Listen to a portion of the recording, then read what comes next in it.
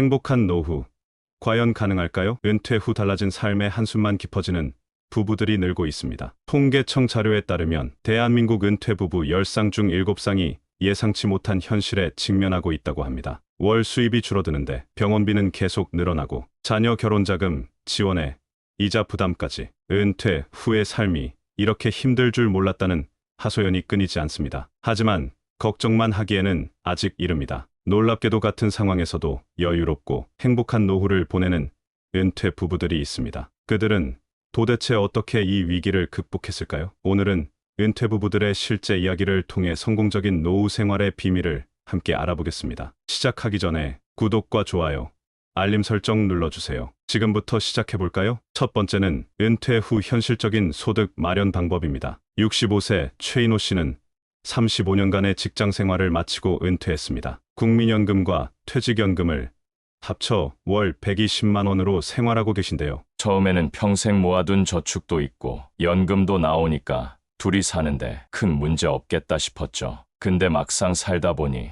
이게 웬걸입니까? 예상치 못한 병원비와 물가 상승으로 매달 들어오는 수입으로는 기본 생활비도 빠듯한 상황이 되었습니다. 장보기만 가도 한 달 전보다 물가가 올랐더라고요. 아내와 둘이서 한 달에 꼭 필요한 것만 써도 150만 원은 있어야 해요. 이러다가 모아둔 돈을 다 써버리면 어쩌나 걱정입니다. 많은 은퇴 부부분들이 고개를 끄덕이실 것 같습니다. 국민연금과 퇴직연금만으로는 부족하다는 게 현실이니까요. 하지만 이런 어려움을 미리 준비하신 분들이 계십니다. 68세 박영수 씨는 3년 전 은퇴하셨는데요. 퇴직하기 10년 전부터 준비를 시작했어요.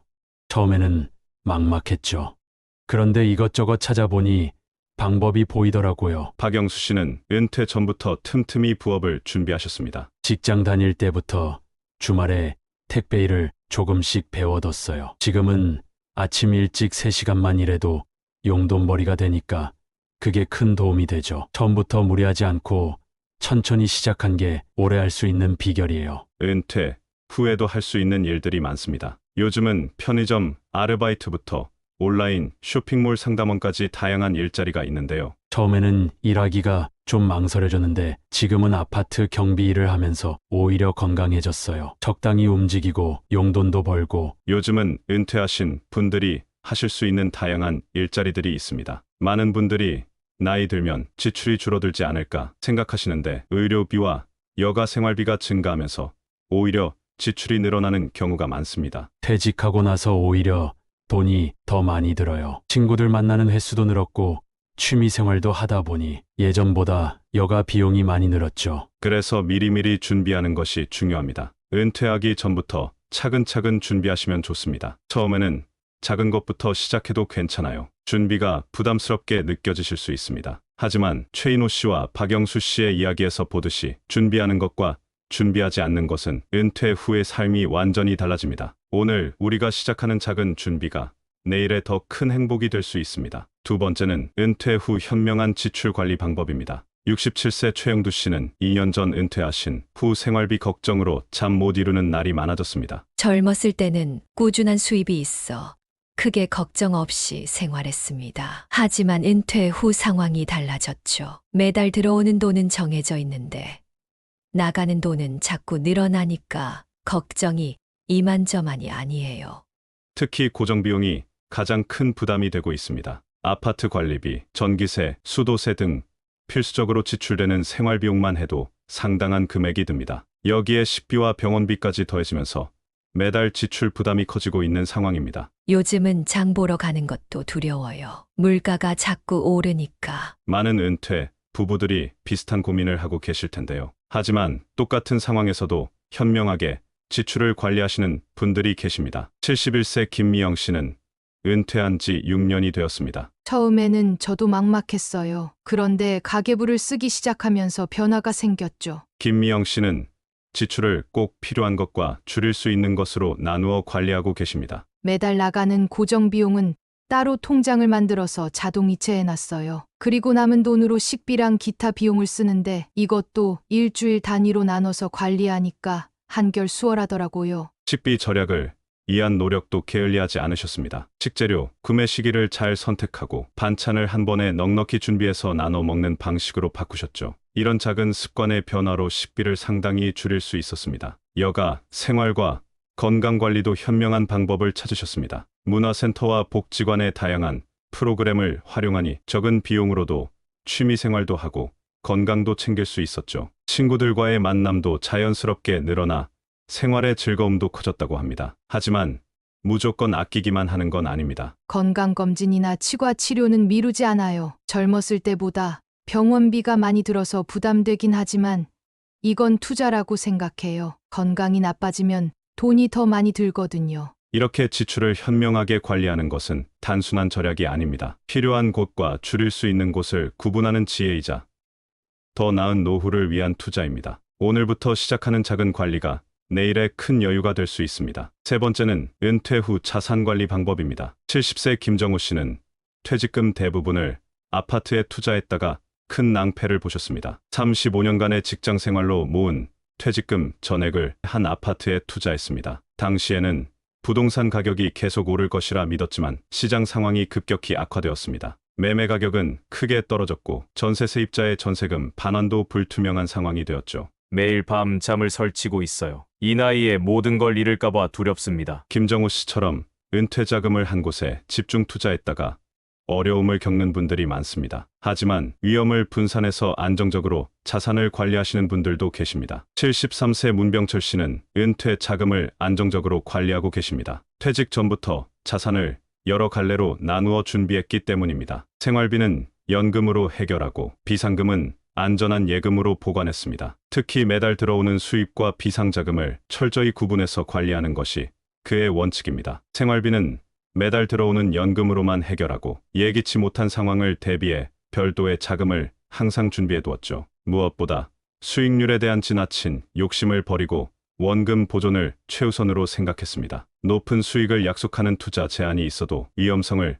먼저 고려했기에 지금까지 안정적으로 자산을 유지할 수 있었다고 합니다. 문병철 씨는 자녀들과도 미리 재산 문제를 상의했습니다. 건강할 때 유산 정리와 향후 생활비에 대해 논의했고 이런 사전 준비가 가족 간의 갈등을 예방하는 데 도움이 되었다고 합니다. 자산 관리에서 가장 중요한 것은 안정성입니다. 수익률보다는 원금 보존이 우선이며 특히 고령이 될수록 이는 더욱 중요해집니다. 또한 지속적인 물가 상승을 고려할 때 단기적인 판단이 아닌 장기적인 계획이 필수적입니다. 나이 들어서는 모은 돈을 잘 지키는 게 가장 중요해요. 자산 관리는 은퇴 전부터 차근차근 준비해야 하는 과제입니다. 자산을 분산하고 안전하게 관리하는 것이야말로 진정한 노후 준비의 시작입니다. 신중한 자산 관리를 통해 더 여유롭고 안정적인 노후를 맞이할 수 있습니다. 이것은 우리 자신과 가족 모두의 행복을 지키는 첫걸음이 될 것입니다. 네 번째는 은퇴 후 증가하는 의료비 관리 방법입니다.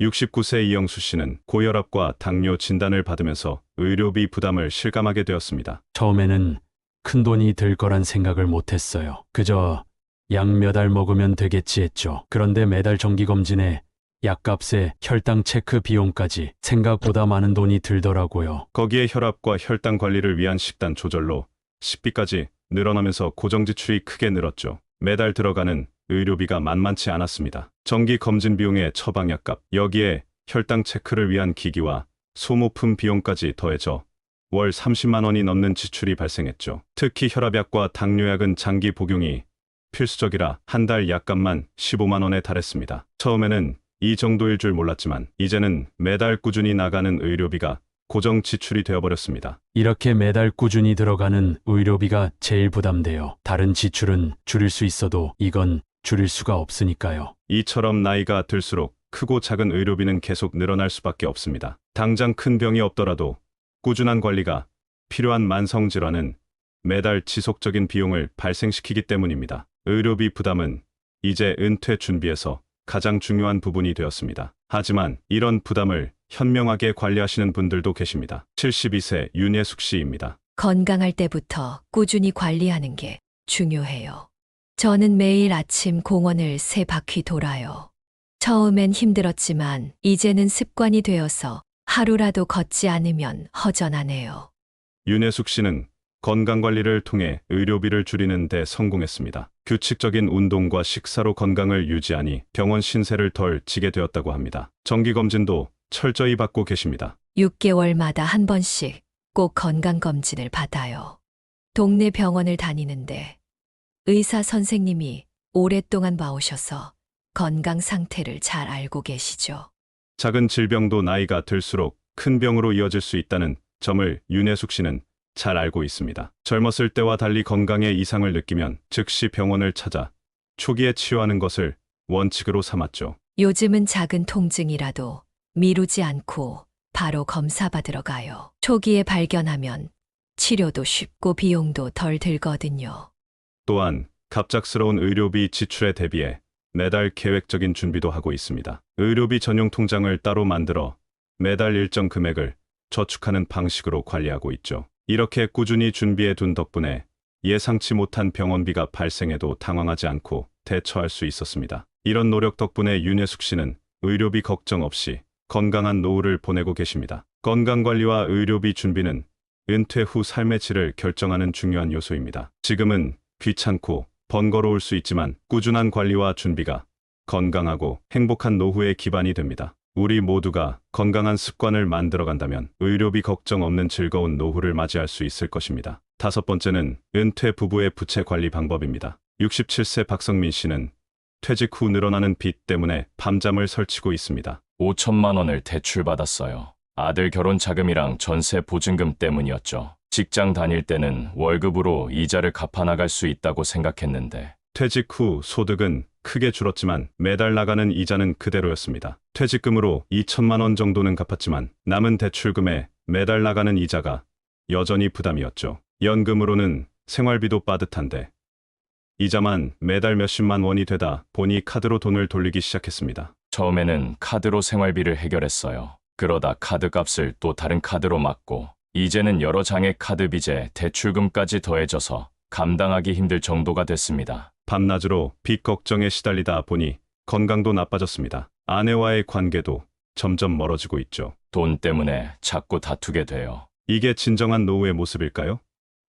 이처럼 은퇴 후의 부채는 큰 부담이 될 수 있습니다. 고정적인 수입은 줄어드는데 이자 부담은 그대로이다 보니 자칫 더 큰 빚의 악순환에 빠질 수 있습니다. 은퇴 전의 부채는 은퇴 후의 삶을 크게 위협할 수 있는 요소가 됩니다. 하지만 이런 부채 문제를 슬기롭게 해결하신 분들도 계십니다. 71세 김동훈 씨는 3년 전 비슷한 상황에 처했지만 지금은 부채 걱정 없이 지내고 계십니다. 가장 먼저 한 일은 모든 빚을 적어보는 거였어요. 이자율이 높은 대출, 낮은 대출, 카드빚까지 전부요. 그동안 제가 얼마나 빚이 있는지 제대로 몰랐더라고요. 김동훈 씨는 먼저 자신의 부채 상황을 정확히 파악했습니다. 그리고 이자가 높은 대출부터 하나씩 정리해 나갔죠. 특히 가족들과의 솔직한 대화가 큰 도움이 되었습니다. 자녀들과 함께 부채 문제를 상의하면서 해결 방법을 찾아갔고 필요한 경우 도움도 받았습니다. 부끄럽고 창피했지만 자녀들에게 상황을 털어놨어요. 다행히 아이들이 이해해 주었고 함께 해결 방법을 찾아보자고 하더라고요. 매달 들어오는 수입과 지출을 꼼꼼히 기록하기 시작했습니다. 불필요한 지출은 줄이고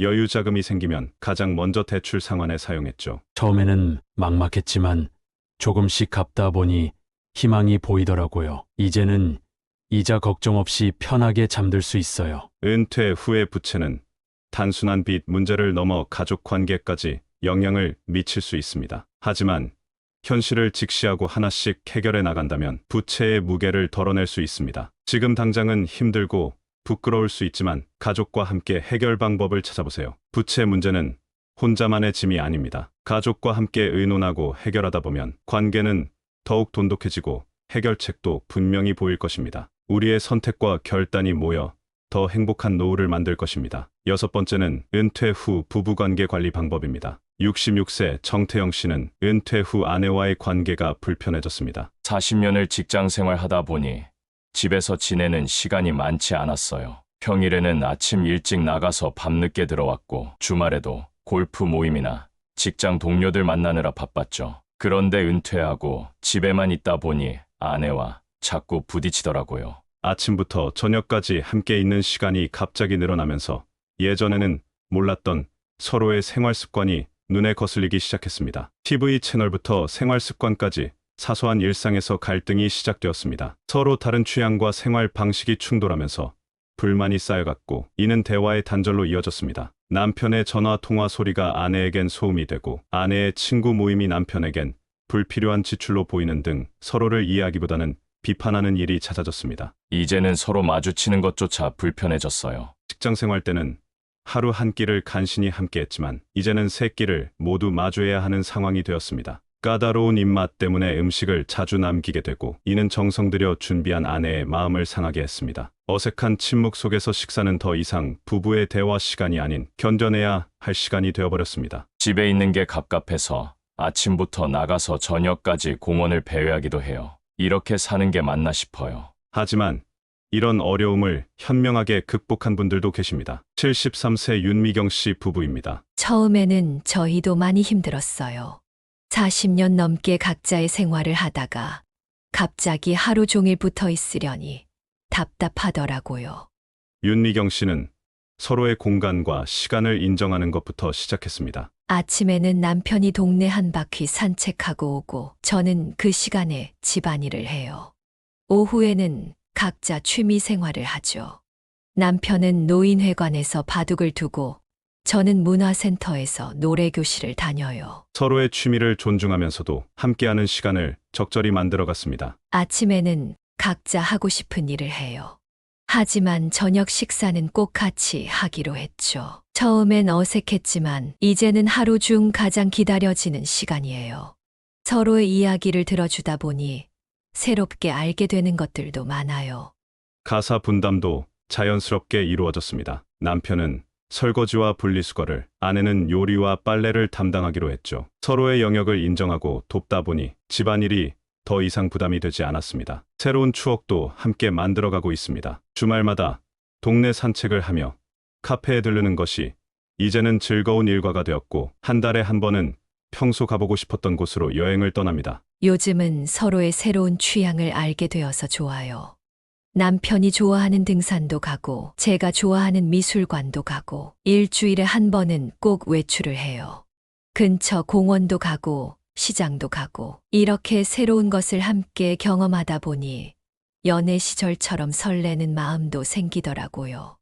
은퇴 후의 부부관계는 새로운 도전이자 기회입니다. 오랜 시간 각자의 생활에 익숙해져 있다가 갑자기 많은 시간을 함께 보내게 되면서 어려움이 찾아올 수 있습니다. 하지만 이 시기야말로 서로를 진정으로 이해하고 새롭게 알아가는 소중한 시간이 될 수 있습니다. 각자의 공간을 존중하면서도 함께하는 시간의 기쁨을 나누고 서로의 취향을 배려하며 새로운 추억을 쌓아간다면 은퇴는 오히려 부부관계를 더욱 돈독하게 만드는 전환점이 될 것입니다. 이제는 진정한 동반자로서 제2의 인생을 함께 시작할 수 있습니다. 서로에 대한 이해와 배려가 더해질 때 은퇴 후의 시간은 우리 인생에서 가장 아름다운 계절이 될 수 있을 것입니다. 7번째는 은퇴 부부와 자녀 관계입니다. 65세 김명자 씨는 아들 때문에 잠 못 이루는 날이 많아졌습니다. 아들이 결혼할 때 모아둔 돈을 다 썼어요. 그때는 우리가 건강하니까 앞으로 벌면 된다고 생각했죠. 그런데 남편이 갑자기 은퇴하게 되면서 은퇴 준비도 하기 전에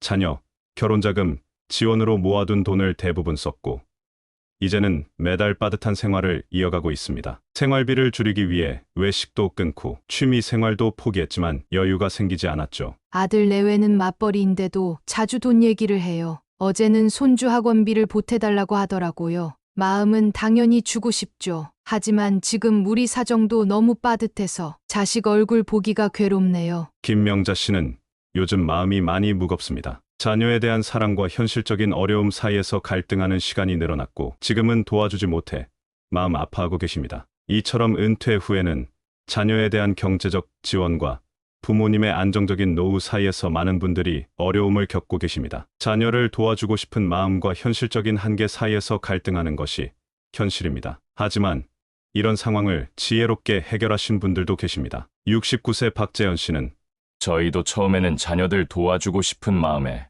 손주들 학원비도 보태주곤 했어요. 그런데 어느 순간 이러다가는 우리 노후가 없겠다 싶더라고요. 박재현 씨는 자녀들과 진지한 대화를 나누기로 했습니다. 자녀들을 불러놓고 우리의 현실을 있는 그대로 설명했어요. 매달 들어오는 연금이 얼마인지, 앞으로 병원비가 얼마나 들지도 모르는 상황이라는 것도 말했죠. 처음에는 어색하고 부끄러웠지만 오히려 대화 후의 관계가 더 돈독해졌다고 합니다. 자녀들의 반응은 박재현 씨의 예상을 뛰어넘었습니다. 부모님의 상황을 이해한 자녀들은 오히려 걱정을 표현했고 앞으로는 자신들이 효도하겠다는 약속을 했습니다. 그 진심 어린 한마디에 박재현 씨 부부는 깊은 감동을 받았다고 합니다. 이제는 정기적인 가족 모임을 통해 서로의 상황을 공유하고 대화합니다. 한 달에 한 번은 꼭 다 같이 모여요. 맛있는 것도 먹고 서로의 어려움도 나누고 금전적인 도움은 줄었지만 마음은 더 가까워진 것 같아요. 건강할 때부터 노후 준비도 차근차근 해나가고 있습니다. 이제는 저희 노후를 먼저 생각해요. 건강도 챙기고 여유 자금도 조금씩 모으고 있죠. 자녀들도 저희가 이렇게 준비하는 모습을 보면서 안심하는 것 같아요. 은퇴 후 자녀와의 관계는 경제적 도움을 주고받는 관계를 넘어서야 합니다. 서로의 현실을 이해하고 존중하는 마음으로 대화를 나눌 때 진정한 가족의 의미를 발견할 수 있습니다. 무조건적인 희생이나 지원보다는 서로의 입장을 이해하고 배려하는 것이 더 중요합니다. 건강한 거리두기와 솔직한 대화는 부모와 자녀 모두에게 행복한 노후를 선물할 것입니다. 지금까지 은퇴 부부들의 다양한 이야기를 들어보았습니다. 소득 마련의 어려움, 지출 관리, 자산 운용의 부담, 늘어나는 의료비, 무거운 부채, 힘들어진 부부관계, 그리고 자녀와의 갈등까지. 그러나 오늘 우리가 함께 본 사례들처럼 현명한 준비와 지혜로운 대처로 이러한 도전들을 하나씩 극복해 나가는 것이 가능합니다. 은퇴는 인생의 끝이 아닌 새로운 시작입니다. 서로를 이해하고 배려하는 마음으로 함께 준비한다면 여러분도 분명 더 행복하고 여유로운 노후를 맞이할 수 있을 것입니다. 은퇴 후의 삶이 단순히 존재하는 것이 아니라 진정으로 의미 있는 시간이 되도록 만드는 것은 우리의 선택과 노력에 달려 있습니다. 우리 모두가 지혜롭게 준비하고 선택하며 행동한다면 은퇴 후의 시간도 풍성하고 보람찬 노후가 될 수 있습니다. 여러분의 건강하고 행복한 노후를 응원하는 마음으로 다음에도 좋은 내용으로 찾아뵙겠습니다. 오늘 말씀드린 내용이 도움이 되셨다면 구독과 좋아요, 그리고 알림 설정을 부탁드립니다. 주변에 이런 고민하시는 분이 계시다면 영상을 함께 공유해 주세요. 감사합니다.